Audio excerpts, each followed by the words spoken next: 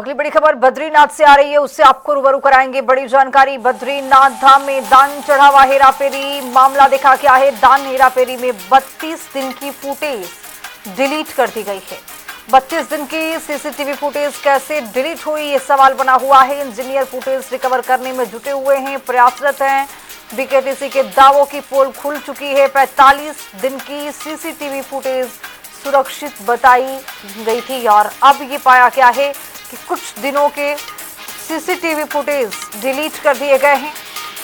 अब सवाल ये बना हुआ है कि आखिर डिलीट क्यों किया गया है, किसने किया है, क्या छुपाया जा रहा है। ये कई बड़े सवाल यहां से उत्पन्न हो रहे हैं। तो बद्रीनाथ धाम दान चढ़ावा हेराफेरी मामले को लेकर कई बड़े सवाल हैं और 45 दिन की फुटेज जो है वो सुरक्षित बताई गई है। तो इसी खबर पर ज्यादा जानकारी के साथ अरुण सैनी हमारे साथ जुड़ रहे हैं। अरुण, क्या अपडेट आता हुआ?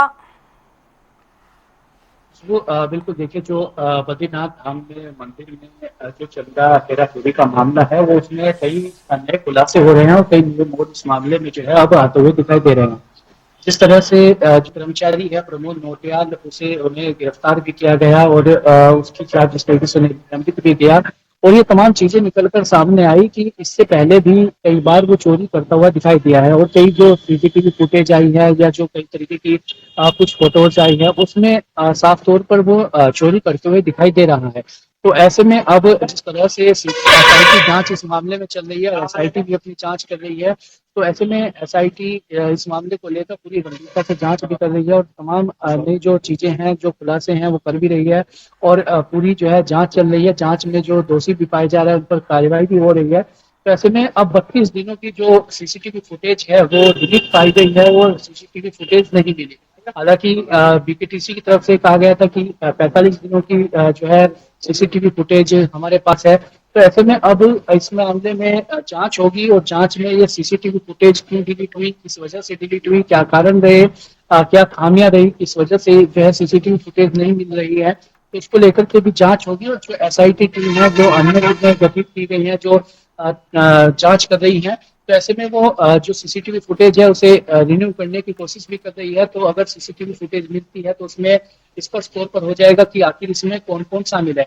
लेकिन जिस तरह से सीसीटीवी फुटेज जो है वो नहीं मिल रही है, ये भी संदिग्धता पैदा करता है और ये भी सवालों के घेरे आता है, जिस तरीके कई सवालों को जन्म देता है कि आखिर सीसीटीवी की फुटेज वहां पर जो क्यों नहीं मिल रही, क्योंकि मंदिर परिसर है और अरुण से देश नहीं, विदेश से लेकिन श्रद्धालु आते हैं। आखिर सरकार जो है सवालों के घेरे में है कि आखिर इतने दिन से जांच क्यों नहीं किया गया और जांच के नाम पर आखिर एक खाना पूर्ति क्यों की गई। कैसे 32 दिन के फुटेज डिलीट हो जाते हैं, सरकार को कानो कान खबर तक नहीं लगती है और जैसे हेराफेरी का मामला आता है अब रिकवर किया जाता है। कुल मिलाकर सवाल यहाँ पर ये उत्पन्न हो रहा है।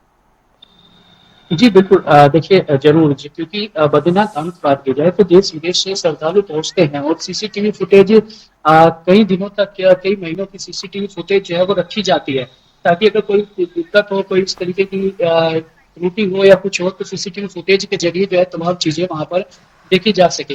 लेकिन जो एक महीने के लगभग की जो सीसीटीवी फुटेज है वो गायब है, तो ये कई सवालों को जन्म भी दे रहा है और कई सवाल खड़े भी हो रहे हैं कि आखिर सीसीटीवी फुटेज गायब क्यों है, सीसीटीवी फुटेज डिलीट क्यों की गई है, किसने डिलीट की, क्या इसमें प्रमोद नौटियाल जिसकी गिरफ्तारी हुई है वही है या इसके पीछे और भी कोई बड़ा गिरोह काम कर रहा है या उसके साथ कई और भी लोग हैं या कोई प्रमुख लोग भी इसमें शामिल है। तो ये भी कई तरीके की चीजें हैं और इस पर भी जांच होगी और जांच में ही तमाम चीजें इस पर भी निकलकर सामने आएगी कि आखिर ये सीसीटीवी फुटेज 32 दिनों की वो क्यों नहीं मिल गई है, क्यों वो सीसीटीवी फुटेज डिलीट की गई है, क्या है।